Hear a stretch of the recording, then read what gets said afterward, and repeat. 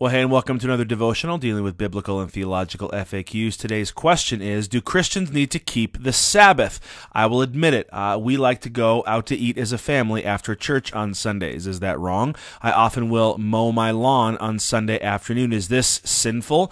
Some people think it is, and that some people would say that I'm sinning when I do that. So the question is, what does the Bible have to say? Well, this whole idea of keeping the Sabbath comes from the Old Testament law that God gave to the people of Israel. It starts back in the book of Exodus, chapter 31, verses 13 through 17. Here's just a portion of that.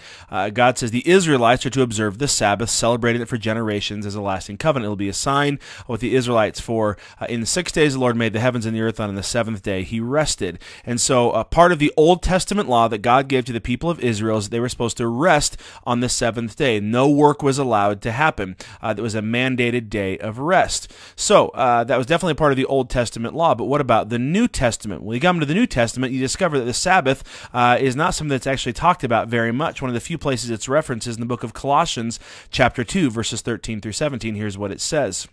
Start down in verse 16. It says, therefore, don't let anyone judge you by what you eat or drink, or with regard to religious festival, a new moon celebration, or a Sabbath day. Verse 17, these are a shadow of things that were to come. The reality, however, is found in Christ. It says there that nobody should judge anyone else when it comes to these certain religious celebrations, and specifically it says when it comes to the Sabbath day, because this is only a shadow, and the reality is now found in Christ.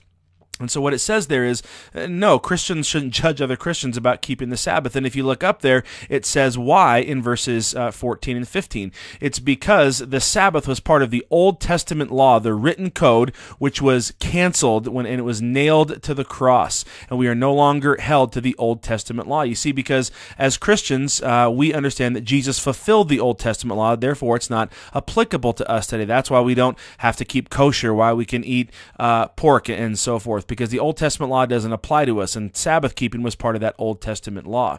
And so when you look in the New Testament, it never tells Christians that they should observe the Sabbath. That was purely part of the Old Testament law. And in fact, when the Apostle Paul talks about this in the book of Galatians chapter 4, he warns Christians not to allow Sabbath keeping to cause problems for them spiritually. Look what he says. Now that you know God, how is it that you are turning back to those weak and miserable forces? Do you wish to be enslaved to them all over again? He says you're observing special days and months and seasons of years. So he talks about observing special days as these part of these weak and miserable forces. You're enslaved to them. So Paul says, be careful, because you don't want to get sucked back into that old way of thinking about how you relate to God by keeping rules. That's not how it works anymore. And so really when it comes to the New Testament, what we need to understand is that Sabbath keeping is really a matter of personal conscience. It's something that you should think about, and if you feel compelled to do it, great. If you don't worry about it. Here's what the book of Romans chapter 14 says about this. One person considers one day more sacred than another. Another considers every day alike. Each of them should be fully convinced in their own mind. Whoever regards one day as special does so to the Lord. So Paul makes it very clear there. Some of you think Sabbath is important, some of you don't. It doesn't really matter, but you should just follow your own conscience. And so that's what's important to remember when it comes to keeping the Sabbath today. And so stop and think about that. Keeping the Sabbath is often part of a religious system of rules and regulations. Why is it you think that religion loves to put these kind of rules and regulations on people? And maybe more importantly, why do people seem to put up with it? Why do people seem to be willing to follow these rules and regulations even when they're not in the Bible?